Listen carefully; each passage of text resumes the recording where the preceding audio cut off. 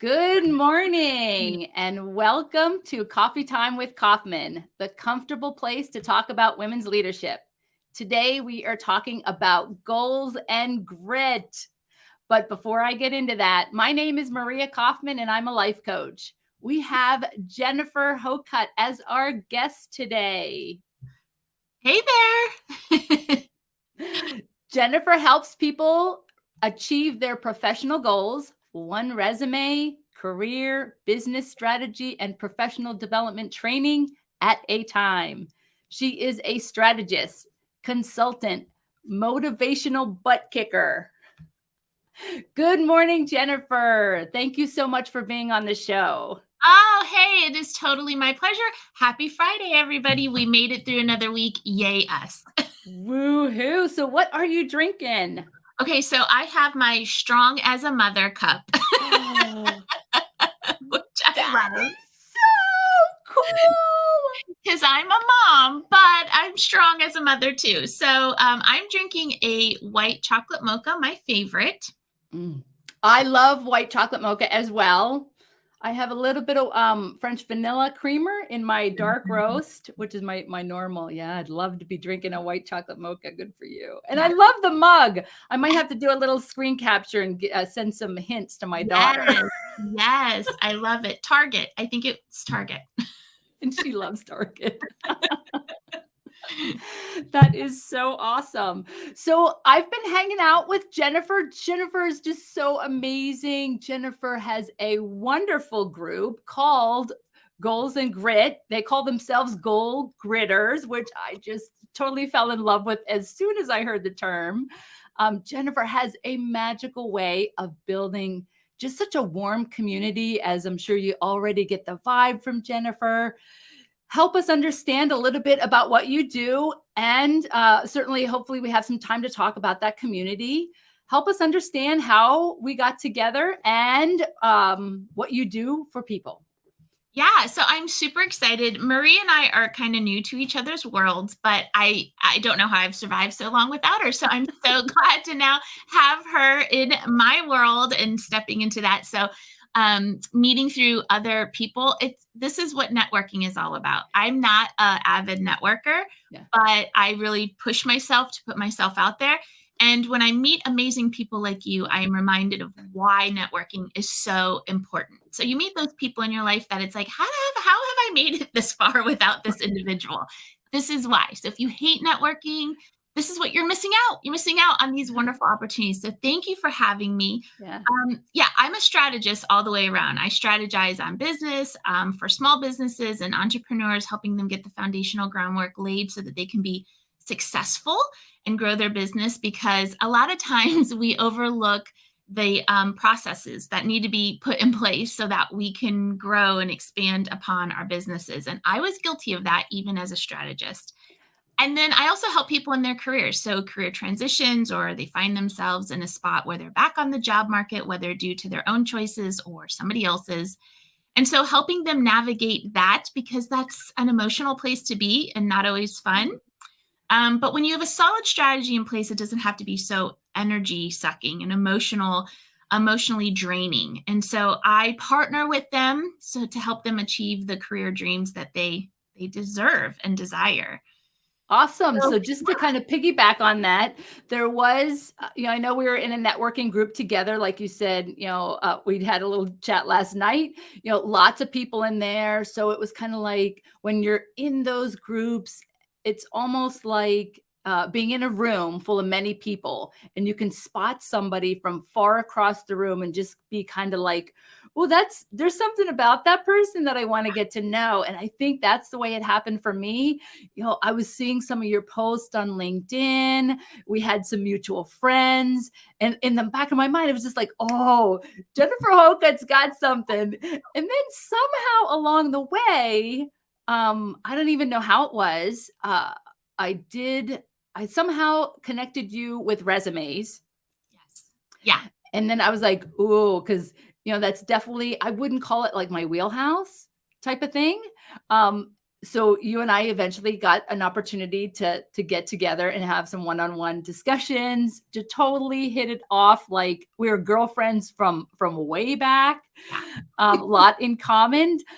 And I loved just the experience as going to your website and discovering about you.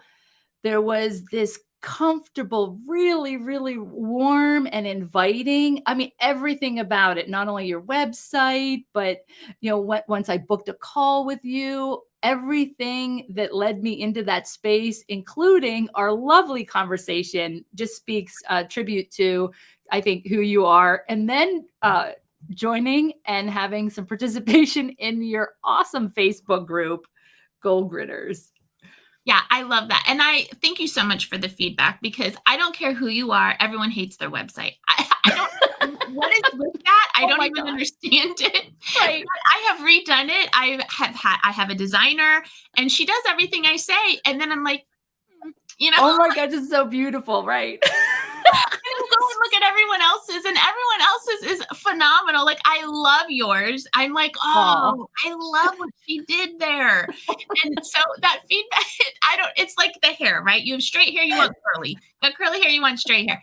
But yes, thank you for the website thing, because it's a tender spot for me, quite honestly. It's like I'm a little cringy with it sometimes, but other people say they love it, and I'm like, love it. So yes, thank you for that. Help the audience understand then a little bit about what your life has been like that got you to a place where you have this beautiful website and you're doing these amazing things. Yeah, so I am we hear the story so much, especially of recent times. I am definitely your ex-corporate girl turned entrepreneur, turned consultant. And so I came from, I started in healthcare. And I started way back when healthcare was owned by private doctors, and they just owned their practices, and they hired people to just run it because they weren't business people, they're healers, and they just want to see patients and heal patients. And so I would run their practices for them. But then it changed to corporate environment, where private equity groups were buying out healthcare practices, and the older population of doctors were retiring. They didn't want to move to electronic medical records. That seemed way overwhelming for them. They're like, I'm out. No thanks. Yeah. So corporate healthcare came in and bought a lot of their practices. And when it changed to corporate, I was never a corporate girl. I mean, 100%, I was never going to be that way. But my industry changed, and I had to change with it. So I went into corporate healthcare and just knew I was never a corporate girl, really, really tried to fit in and belong and adjust.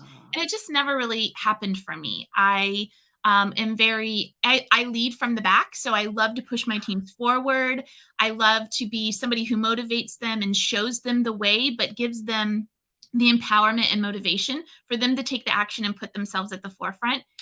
And so corporate didn't want that. They wanted leaders from the front, right? They wanted us to just delegate from top down. And it was never my wheelhouse. And then a lot of just toxic cultures and women in leadership, earning your seat at the table, finding your voice, all the things. I've got the scars.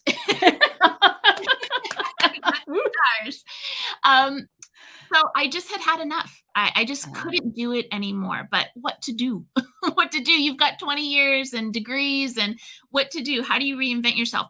I had been writing resumes and helping people for decades. It was just a thing I did on the side, not knowing when something comes easy to you, you don't realize how magical that is because it's easy to you.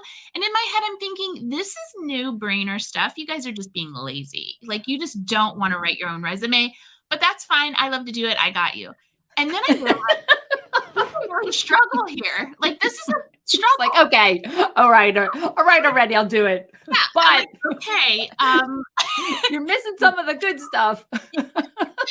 So people along the way kept saying, you should really get paid for this stuff. Like, you should do these. You're consulting these other businesses, these practices.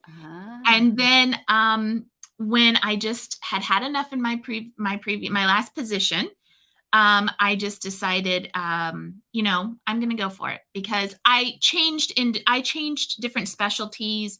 I went to inpatient, I went to outpatient, I changed the specialties, I changed the companies, and I was always band-aiding a bullet hole. It just, Ooh. it lessened the bleed, but it was bleeding nonetheless. And so Ooh.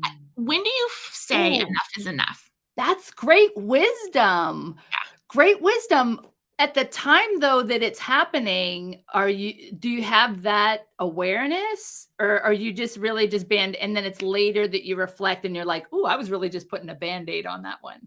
So I think you get down the line to a couple of jobs and it's just like, this this one's not working out either. And what's eventually you have to say, what's the common denominator here? You Uh, have to say, it's me, right?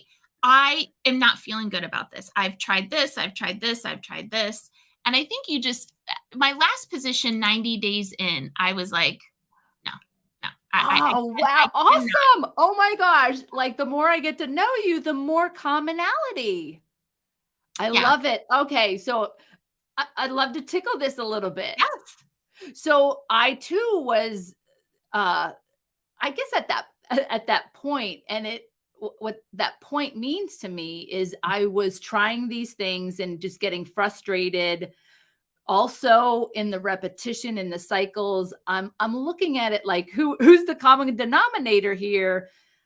So there's a part of that where when I was able to isolate that thought that I'm the common, because that can be a pretty lonely, harsh place to be. And for me, I was getting, I'll say, feedback, not so favorable, right? Where people were like, "Oh, there's like literally they'd be like, there's something wrong with you." So that can be very, very challenging then also to not only just reflect in that way that says, "Ah, I'm the common denominator, but what do I want to do moving forward with all of this?" Because it's turbulent, it's touchy. So Definitely. that's kind of interesting. I too kind of went through that. And a lot of times I think we want to shelter people. We both have, children. I have a daughter, you have a daughter and a son. There's that idea that, you know, for the next generation, there's the idea that they shouldn't have to have the same struggles or these kinds of things, although there is gold in the struggle, to get to that other place. What kind of wisdom, would you want to share with other people maybe going through that? Or is that part of what you help people do in your business? Absolutely. So for me, I just kept denying, Mm. all of the signs, all of the signals were there. And I kept denying it and ignoring it. And I ended up with a severe health problem. 42 years old, and my organ was shutting down. Yeah. Oh my. My friends, you cannot buy organs. The black market for organs is No, don't bother trying that one. Do not try this at home.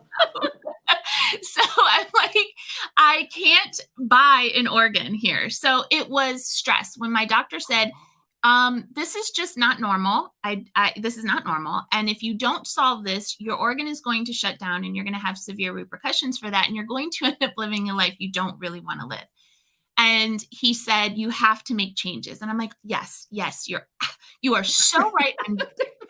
Yeah. Monday, I'm going to make changes. And he's like, no, seriously. Like, I don't know what conversations you need to have, but I think you're beyond conversations. You need to do something now. Immediately do it now. And I Wow. would love to tell you that I went in on Monday and I was like, now I had conversations, but I left that job and went to another one because, again, band-aiding a bullet hole. As you said, all this investment, all this time. Yeah. I mean, maybe there's something with me, but there was something with me. And when I say that I was the common denominator, here's what I have to tell you. When you have something on your heart, when you are built for more, when you are built for greatness and meant for more, that is a call you have to answer. You cannot, you can silence it, you can put it on airplane mode, but it is going to still ring, my friend. It is going to keep on at you. And it's never going to stop. And whatever it takes, rock bottom, whatever your rock bottom is, when you don't live your purpose, you are denying yourself. And so, as I say, the common denominator, am I the one creating these toxic situations? No. Am I the one objectifying myself because I'm a woman leader? Mm. No, I'm not doing all of these things, but these were put on my path because that path served a purpose. I have the scars so that I can come along people now and say, me too. And Yeah. I can, when people come to me and cry and say, I've been let go and I didn't see it coming and I've done all these things and I don't know what's wrong with me, I can say, I've got you. I can 100% not say I can help you, but I know, and I know exactly what they're feeling. And so I know how to help them and serve them and get them to move beyond that to where they should be, not band-aiding a bullet hole anymore, sewing that baby up and moving on and being like, you should see the other guy. Oh my gosh. Jennifer, so good. So good. And it's almost like I think we got that sense when we talked for the first time was that, oh, we're very, very similar, but completely different. And I'm seeing how it's rather true in deeper ways. Because even in my engineering career, right? So you're healthcare, so a lot of the same things. Denial, I think too, like there's we live in a world, where you need shelter, you need food on the table. There's some basic needs.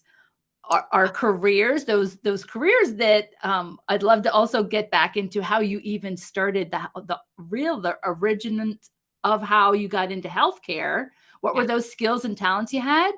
Is I was at that point too, where your heart is just screaming. Yes. But all these other influences and layers over years and years of time were like, yeah, but you make a good salary. It's normal to if you're living a certain lifestyle, you kind of get used to that. Those are really difficult paths to be at that fork in the road. Yeah. So because we let people define our success. Yes. Lucrative 6 figures. Why would you walk away from that? What are you thinking? Thousands of dollars in debt. I mean, hello, why, how is your MBA going to serve you? Let me tell you, my MBA serves me because those 3 letters, people think I'm highly qualified. Right. So, and you have it, you're going to use it. You're not going to drop it. $1,000 to get 3 letters behind my name to prove I'm highly qualified. Okay. I mean, I do use it, but that is, it took all of that. It took all of that. Every single hardship you're going through, everything that you found yourself in, every degree, certification, battle, voice, fighting for your place at the table, fighting to be heard and seen, all of that took that to get you to here. It's the setup. We think of it as the setbacks. Setbacks are just the setups for something bigger coming along. And so you need to see that this is it's all for a reason. It's not lost. It's not lost. Believe me, walking away from all of that security, but financial security, I had money in my bank, but I had an organ on the way out, checking out. Like my organs are like, we're out, sister. We are not doing this anymore. Yeah, we got to find out that one. Cause obviously, you're here with us today, but whoa. Yeah. And so all of these things, because we let other people define what success is to us. Yeah. What do I want? I wanted freedom. Freedom to define my own success, freedom to be there for my children, location freedom, financial freedom. I don't have to have multiple 6 figures in my bank account to feel free. I don't have to. Not at all. Freedom to be a better daughter, a better friend, a better mother, and freedom to help people because I get joy from having other people succeed. I am your motivational butt kicker because while you are pushing that ball down the field, I am like, woo, yes, you got it. Go, go, go. Because I've been there. I've looked over on the sidelines to crickets. It's like, I feel like I'm playing the game by myself and there's like nobody rooting for me in this end. It's very difficult and I don't want people, but all of that was the setup for me to get here. When you live your purpose, that will never be able to, you cannot quantify that by money. You just cannot. Not you can't put a price on it. The fact that I've had the privilege and honor for people to come along and say, you've changed my life. one person, but I've had multiple people. I mean, I'm done. I'm like, I'm done. Jesus can take me now. I That's have right. nothing else to give. A little bit of rinse and repeat there would be good, Right. but It's like, woohoo! I mean, you changed a life. You changed a life. It's, it's amazing. And it's like, yes, it's hard. Maria and I have talked about, going into your own business. It is not for the faint of heart. You kind of change one struggle for another struggle, but here's where it is. It's tough, my friends. Life can be hard. So pick your hard. Do you want your hard on your terms? I'm living my heart on my terms. Yeah. And I'm not living it on somebody else's. And I'm defining my own success and I'm charting my own path. And although that's not always fun and easy, I can do it from my pajamas if I want to. So you kind of alluded to the fact, okay, so the doctor says, okay, now's the time. Like, don't hesitate. I'm for real. This is serious. You need to do this now. Yeah. And you kind of alluded that you didn't completely, do a cold turkey on Monday. No, I didn't. So I had gone back, and probably a month and a half later, I left that position for another position. I got hired, and I just didn't have a good feeling about that either. And like I said, by 90 days, I was done. But it really started when they started negotiating my compensation over text. Listen, red flags matter, okay? We have to, and this is what I tell my clients all the time, stop making excuses for the red flags because you want something to work so bad. You cannot carve that square peg out to be a circle. I mean, you just can't. It's square, the hole's round, move it along. Yes. So when we negotiated my compensation over text, and then I found out that they were trying to undercut me. And then when I found out I got the job and I found out that somebody who was reporting to me was like, what they wanted me to come on, they would have made more. So my direct report, less education, less experience, and less of a title would have made more than me because he was a guy. Yeah.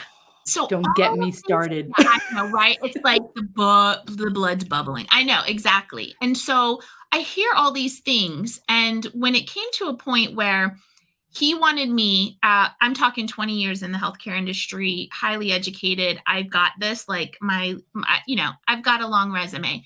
And my boss came to me and said, I want you to start including me on every email you send, every email communication you send. I was running a region, by the way, across multiple states and like hundreds of people reporting to me. And he wanted me to CC him or BCC him on every email communication so that he could just be in the loop. How did you handle that one? So I said no. I said, I approached it. I said, help me understand how this is going to benefit and solidify me as a leader in this new position.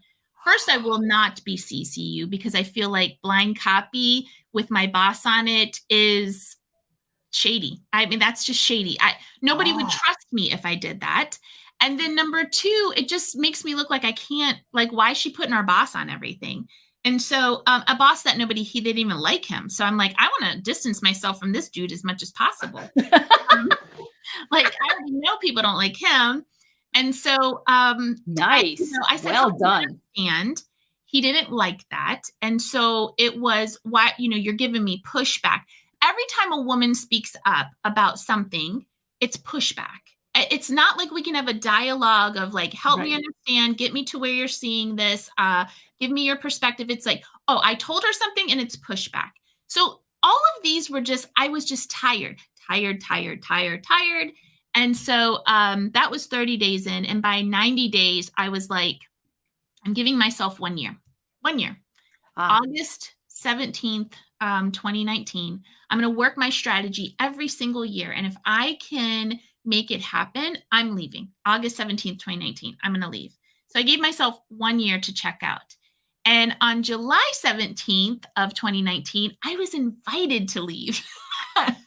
Oh, yeah, you manifested it. With a severance. And I'm like, what? Yes. So I was willing to leave.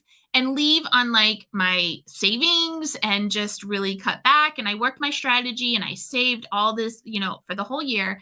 And I was just, trying to show up, but it's hard when you're planning your exit strategy for a year, doing speaking engagement, networking, all of the things, setting up my LLC, trying to have a website undercover. But I think I got wind of it, and things just kept getting worse and worse and worse. And every time they got worse, I just kept saying, it's just another push forward. It's another push forward. Ooh, good for and so you. I saw it coming because I had established really great relationships with people. And they're like, hey, the team's coming out on Wednesday. And I'm like, that's cool, because I'm off on Tuesday. I'm going golfing with my nephew and my son, and I'm going to enjoy the day. And then I'm going to go in on Wednesday. And I didn't know what was on the other side. I didn't know if I was getting a severance or not, but I knew that I was a protected entity, right? I'm over 40. I'm a female. They don't want lawsuits. And I've never been written up. I never had a conversation about my performance was poor.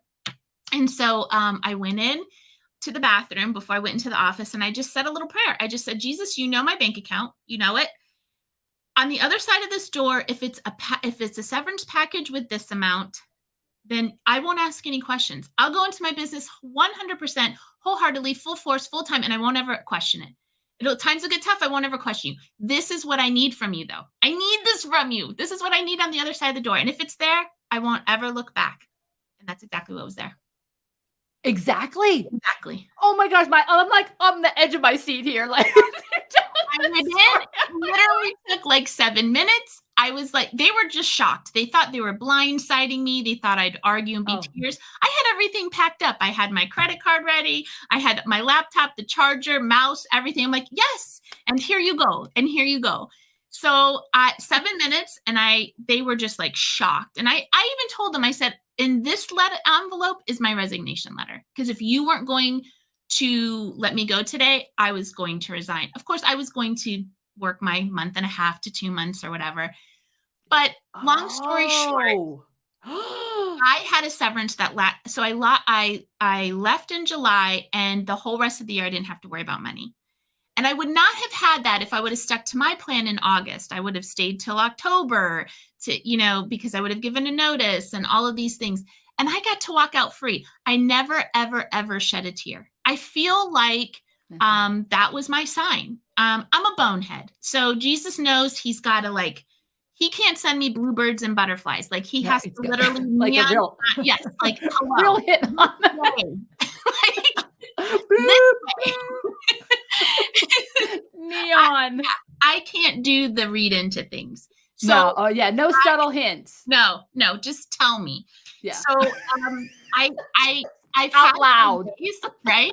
I've had hard days, but I always go back to that moment when I think, am I really supposed to? Nope. Yeah, right? Like undeniable. Oh, that's so interesting. Yeah. I know. So fascinating. I know. And inspiring. So there's just the way you handled that, your wherewithal to handle that boss in that way that wants to have you CC'd. So brilliant. But in the beginnings of your career, things don't look like that. And I'm finding, with a lot of, people that are coming to me right now, they're understanding there's challenges, there's obstacles, and there is a sense and a desire to be like, oh, how do I handle this? I also get the sense that, they just kind of want you to tell them what to do. Right? Which is sometimes beneficial, but it's not always the most empowering solution. Right. So I think you and I also talked about the whole resume thing. Well, yeah, like I can write your resume for you, but right. Help us understand just that empowerment. How has that changed for you from your early career to that place where you did have that wherewithal, that confidence to know exactly strategically even, oh no, this is how I'm going to handle you, right? Yeah. Help us understand some of those. Yeah. So early in my career, I started out being a teacher. Like I started going to Edinburgh University in Pennsylvania. I was going to be a teacher, a special and elementary education teacher. But when I started going into the classrooms, I'm a bleeding heart. I want to save everybody. And so these kids were just having terrible home lives, and I couldn't deal with it. I was totally stressed out, and I couldn't see myself there forever. So I left that and I got a job at a front desk and to try to figure out what I want to be when I grow up. And I got a job at a front desk at a medical office.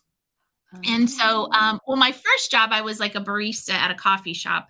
And then they promoted me to manager because the lady left.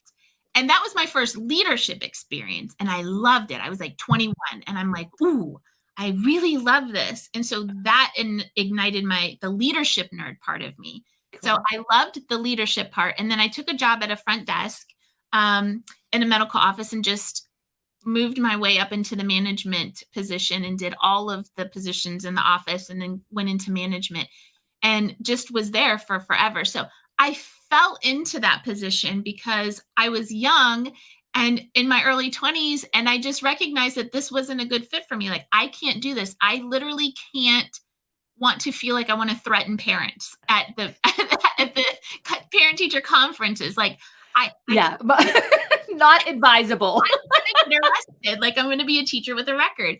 So I've got to get out of this. And so I left, and that was really hard. It was hard to be in a place of, what am I doing? But I was young. So it's like, we don't expect young people to know what they're doing all the time. When I was in my late 30s trying to figure out who the heck I wanted to be, not so attractive. Well, you're in your late 30s. It's like, chick, get it together. You've got 2 kids. Like, what are you doing right now? And so there's not such a hall pass on not having your crap together in your late 30s. But I say we're evolving. And so we should not try to fit ourselves in a box. We should not allow other people's version of success to become our own. We have to write our own career story and chart our own path. You're never too old. You're never too young to try to you're evolving. And who I was in my 20s and what I enjoyed doing is not who I am now in my 40s and what I enjoy doing. And so with that, my career has evolved. I'm a firm believer that a great resume can change your life. It can change your life because your resume is your career story. It's your accomplishments. It's your amazingness, your awesomeness, your greatness, your snapshot. I tell my clients, it's your greatest hit album. It's all the top-notch stuff. It's all the #1 hits. And you want to put that out into the world because when you write your resume that way, then you feel empowered. It's like, you know what your value proposition is. You know what you bring to the table. You're not afraid to eat alone. And you stand up and advocate for yourself better instead of having all the power being in the hiring official. Oh, I hope they want me. I'm going to see if I'm a good fit for them, and they're going to see if they're a good fit for me. And that's how we're going to play this game. And so being strategic, not applying to 80 jobs and then hearing crickets and all of these things. The rejections you get are your redirections on where you're supposed to be. It's nothing personal. They don't know you. They cannot reject you from 2 pages. This is like swiping on. It's not personal. They don't know your heart by swiping your picture, right? Right. So it's your redirection. It's your redirection to your North Star. You have to just keep going. And I always think when people tell me no, I've dodged a bullet. I've just there's something there. And a lot of times I'll see the same position posted 6 months later, a year and a half later. In fact, there's this one position that denied me years ago. And they literally, again, for like the 9th time, came out and posted that same position. They cannot keep somebody in it. And there's reasons for that, right? There's something going on deeper there. And I think to myself, right. Oh, good. Oh, thank goodness. Like, oh my gosh, that bullet. Like, thank goodness they didn't want me. Because at that time, when I applied, I was in a desperate situation to move from one job to another, and I probably would have taken it. But you have to be discerning. This is your career story. You have the power. You ask the questions. You make sure they're a good fit for you as well. They have to fit into your life. But first you have to decide what matters. Like, what's your non-negotiables? Is it working on the weekends? Is it a certain compensation, a certain title, location, commute, whatever that looks like? You have to define your non-negotiables so that in order to find out what you do want, you got to rule out all the stuff that you don't. Yeah. So that's where we start with my clients. And I write the resume in conjunction with people. I can go and put words on a piece of paper, and that means nothing to people. You're not attached to that when somebody else is writing your story. So we write it together. Yes, I church it up with all the pretty words, but you feel empowered because this is your greatest hits. I mean, you're standing on stage singing all the best songs, and the crowd is just going wild and singing the lyrics back to you. And you are like the rock star. And that's exactly what your resume should be doing for you. But here's the other part. Your resume is just a tool. You are the asset. So your resume is never going to get you a job. Nobody's going to be like, Maria, we don't even need to speak to you, my friend. Your resume is outstanding. And here's $250,000. Come work for us. Right. First of all, you'd be like, red flag. What? Why do I not want to meet you? Something's funny here. You want me to see you, right? We wouldn't even take that. Like there would be that's like, no. Never heard of anybody getting hired just off their resume. And if you do, run. Yeah. Do not take that job. So, but it'll get you the interview. That's what it's built for. It's built to get you the interview so that you can get into the interview and win the job. So that's what a resume is. And a lot of people are like, resumes suck, and everybody's a resume writer. Grandma Mary, I love Betty can write your resume, right? Oh, just give it to me. Don't pay somebody. Don't go. I love it. It's great. I always say, let's work on it together, and then go have Grandma and Aunt Betty read your resume. But have other people read it, of course. And see if it resonates, because I don't know them deeply, like, their hearts, but I do get to know them pretty quickly. But yes, go have your family read it. Fine. Have other eyes on it. But I know what hiring officials want because I've been one. I've been a job seeker and I've been a hiring official. And Grandma probably hasn't been a hiring official for a very long time, if she was ever. And so they're out of the game. I know what people want to see on a resume. And I also know as a job seeker what I need to have on my resume for me to feel in a position of power and motivation to be a job seeker. So have people look at it. But quite honestly, you need a success partner. I'm not just a resume writer. I am your success partner. I stop at nothing for success on my clients. Nothing. Like your success is my success, and I'm very ambitious. And I have a 96% success rate with my clients. And I say 96 because I'm always onboarding somebody new and they don't have a job yet, and I feel like I have to put that in my pool of people. But we will conquer that hill together. And you have me beside you. And I'm not Grandma who's like, you are so amazing. Why?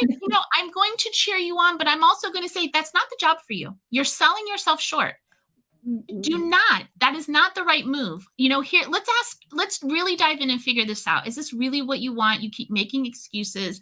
You keep going down this path. Like, let's have an honest conversation, because I don't want you in a job. I want you in the job. Yeah. So back off my. I know that was like so good. So let me just check in and share where I am with all. I'm a tad bit passionate with all of that. So you know what my lens right now is, oh my goodness, Jennifer Hocutt, the everyday heroine. Oh no! Oh my gosh! Like, you're giving me chills as I'm feeling your vibe. I'm getting so inspired about in every which way about the challenges that you've overcome, about the inspirations that you obviously just infuse into your people. And I'm also seeing, like along the journey, it's clear Jennifer was like picking up superpowers and recognize, I kind of have this. I can do this. I got the lasso. I got the sword. I got the thing. Yes. I mean, like, I love, and you know me, I love to like witness that. And it's so wonderful to have this conversation and to be in space with women Yes. who are those everyday heroines and making it real. Because, like you said, like in that beginning, when you're the barista, you're picking up leadership skills and saying, "Ooh, I have a flavor for that. Yeah. I like this." Yeah. And you're pulling it on, you're not downplaying it. You're saying, Mhm. "Hey, this is something that makes my heart sing."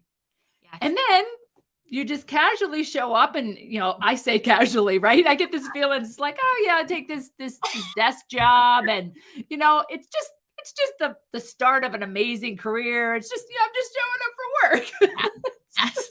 Yes.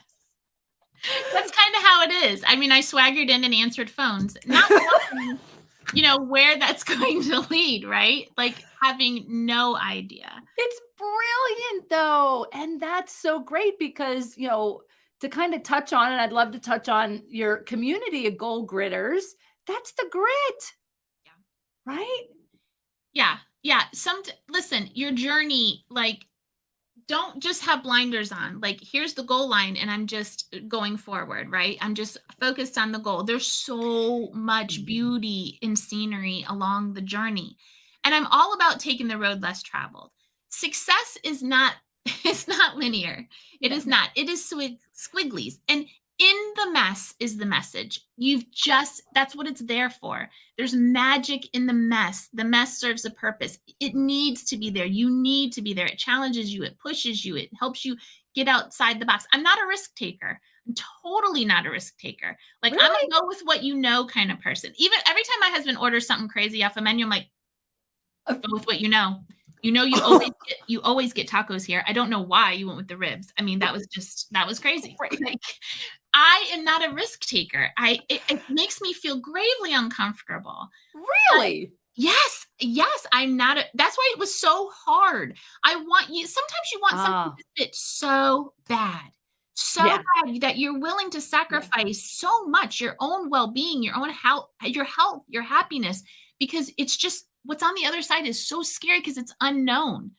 But the thing Ah, is, you create this world that you don't even recognize for yourself. mm, I mean, I looked yeah. terrible. When I left my job, people were like, "Have you lost weight?" Listen, I worked in dermatology, people. I was getting free Botox. I mean, I should have looked like Kylie Jenner. I didn't get injected that much, but I had Botox. Like, I had all the things, and I had all the access to all this skincare, and I looked terrible. When I left, I looked so much better and healthier, and I felt better and healthier. Oh, I really yeah. did. I found myself in the mess. And when you're feeling uncomfortable, you really need to stop and take that pulse. What is the message here? What is the lesson? What am I supposed to be learning here? And I have learned to be uncomfortable every single day. Fear is such a liar. It just keeps us playing small. And Yeah. so fear is really such a liar. And I just learned to get uncomfortable. Every day I try to do something uncomfortable so that I find some normalcy in the discomfort and the fear of things. And it does get easier over time, but it still gets scary. I mean, you'll still always find excuses why not to show up, right? Yeah. So, on your LinkedIn, you talk about being a small town Midwestern girl raised on hard work in Ovaltine. What Yes. were some of your earliest impressions that you think that really rooted some of your superpowers that were going to be discovered later? Or what do you contribute to those early years?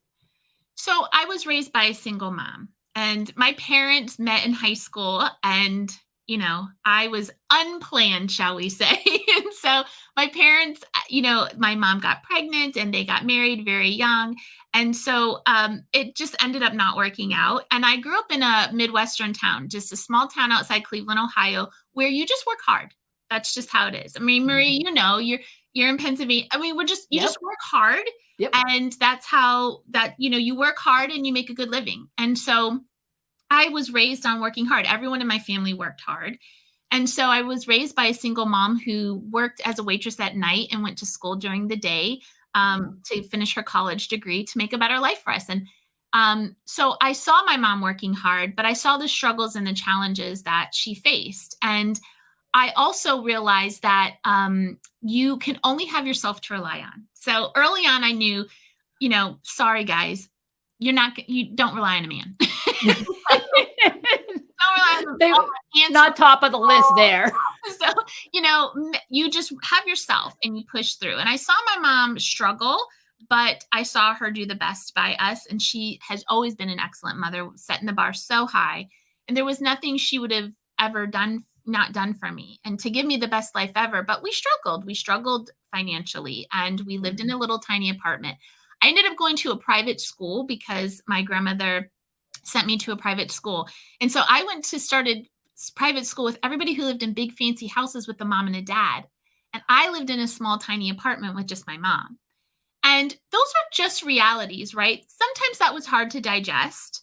But it was for a reason. Like, it didn't feel great, but it was just a catalyst for me to say, I'm going to chart a different life. I'm going to do things differently. And so eventually my mom met my stepdad, and they got married, and we moved into a nice home, and we had stability, and my mom didn't have to work so hard, and everything came full circle for her. And I saw that, you're going to struggle in life, but those are life lessons, and you can get through them. And my mom conquered them. We conquered them together as a team, and we're still very close to this day. But I knew I wanted different things. I knew I didn't want a baby at 18. Nope. No. And when I was 27, I was 9 months pregnant. I remember telling my husband, I'm not ready. And he's like, there's what do I do with that? Back. It's too late. I'm not ready. I don't want to do this. And he's just like, holy crap. She's having a mental breakdown. But I wanted things different, and I wanted my kids to have a different life, and not anything against my mom. No, because my mom gave me the best life, but I wanted different. I had a lot of divorce in my family growing up, and I did not want that. And so it just makes you fight harder. People have way worse childhoods and stuff. I had a great childhood. It made me realize money is not the key to happiness, because I was very happy as a kid. Very happy. I was the happiest poor kid on the block. That's really nice. Yeah, it wasn't. Money doesn't matter. It doesn't define happiness, and it doesn't define success, because my mom was always super successful to me. I never my mom was a waitress going to school. It's like my mom's super, my mom's rocking it. I mean, my mom goes to school, and she has, she goes and gets has a job, and she works in a high-end restaurant. Listen, you can downplay things, or you can find the elevation there. And my mom worked in one of the fanciest restaurants in town. And my mom brought me mints every free chocolate, the good mints on Friday, every single Friday. Nobody else was getting that. That's precious. Yeah. So your grandmother was part of your upbringing. Yes. So did grandma kind of help to create some kind of container to what? I'm just fascinated. So my grandma always wanted, my grandma grew up very poor as well. And so for her, she liked shiny things. So she liked rings. Every time a boyfriend and I broke up, I'd get a new ring. You should just see my jewelry box, people. It was I could have a ring on every finger. So she'd say, we don't need boys. We want something shiny to distract us. So she'd buy me rings or jewelry or whatever. And maybe that seemed materialistic, but for what she was saying is, buy yourself, love yourself, right. Love yourself. Distract yourself. Don't focus on that. That's not there anymore. What's here? This is here now. This is here. This ain't going anywhere. I bought this myself, and it's not going anywhere, right? And so my grandma grew up really poor, but my grandma always made sure I had the nicest clothes. I never looked like the poor kid. And, I never looked like the struggling kid. I had top-notch boutique-y clothes and really, really nice things and quality things. And I went to private school, and I do appreciate quality. I'll have two nice purses instead of like, 10 cheap ones. I'm all about like quality and long lasting, sustainable things. And my grandma taught me that, like, Oh, invest in the good quality stuff. That's what's really going to be there for you. yeah. But yeah, my grandma helped raise me. I love her to pieces. I was luckily raised by very strong women. And that's Yeah. probably why I didn't fit into the corporate atmosphere, Yeah. because I was never the little girl on the side, right? From the start. From the start. I mean, I grew up around very, very strong women, my aunts, my grandma, my mom. And so I'm strong. And that was always what Yeah. saved my family, Yeah. through the hard times, is we banded together as strong women. That's interesting. I didn't have, I would say, the same experience. So, but it's never too, I love you have so many good gems. The magic is in the mess, right? Is still inviting at any moment in time, regardless of your container or your environment, that we have this beauty inside of us. And we can just take it as that gift, right? In any form that we want to, and just understand that internal value and translate that into the world that we want to live in. Yes. That's so magical. Jennifer, man, you're amazing. Yeah. Oh, thank you. So then it comes full circle there. It's no doubt then that you have this natural ability to create that kind of container for your Facebook group for Goals and Grit. Help us understand some about that. So it's funny because when I went into consulting first, I was all about leadership. And so I started this Facebook group, and it was called like the Leaders Circle or something, TLC. I thought that was cute. I don't know. I'm an 80s girl. I love TLC, the group. Lisa Lopez setting her boyfriend's stuff on fire in a bathtub. Girl, my heart. Sold. Done. So I just thought it was cutesy or whatever. And I did that for like 3 months. And all of these people I was inviting to the group, they're like, well, I'm not a leader. And I'm like, but yes, you are. You're like a leader in your community. You're at home. You don't have to be saddled with these titles. And I realized that this is an uphill battle. Like, this is a battle that, yes, I want to continue these conversations. You don't need somebody else to designate a title upon you for you to be a leader. But they weren't joining the group because they felt like they weren't leaders and didn't qualify. And so I can't get them to conquer the mountain if I can't get in front of them to saddle them up to hike up it. So I'm like, what do I do? And Maria knows the Pennsylvania Turnpike. If some of you have been on the Pennsylvania Turnpike, you know that's just a dull journey. And one night we were traveling home from Northern Virginia with my family, kids in the car, husband snoring up a lot, snoring along the way. And I'm just driving really late. Pennsylvania Turnpike, not much to see. And I started thinking to myself, I got to do something different with this group. It's not hitting people. Like, what do I want to do with it? And so I just decided to turn it into a passion project instead of like a leadership thing to help support my business. Like, I want to serve other people. So how can I turn this into service of others? And Goals and Grit just popped in my head. Like, people struggle with goals, and we're always trying to get to the goal line and figure out goals and set goals and what's right and what's wrong and all of these things. And then I thought, people always struggle with goals, and that's been my struggle too. And then what do you need with goals? You need grit. So Goals and Grit was born. I changed the name. And it's just been there. I think we're going on 3 years in September. Oh. And is it a group of 40,000? No, it's not. Because here's the thing with Goals and Grit. It's a small but mighty group. People are very engaged there. They show up. A lot of people show up for the lives every Thursday. I go live every single Thursday, 7:00 Eastern Standard Time. And we have guests. Maria was so kind to join. I got so many messages last night and today, how amazing and inspiring that whole entire talk was. And so I can feature people to help them get exposure and grow and and always bring value to my group. And then I can help my group also be better by introducing them to other people. And then a lot of times I just go on and we talk about goals, and, we talk about maybe not the shiny stuff of goals, right? Like, we celebrate wins all the time, but people's lives have been transformed because it's a community of support. Nobody is just badgering each other. We all clap for each other. We're there. People have made friends that they never even met before. People have been successful on their weight loss and financial journeys and all of the things.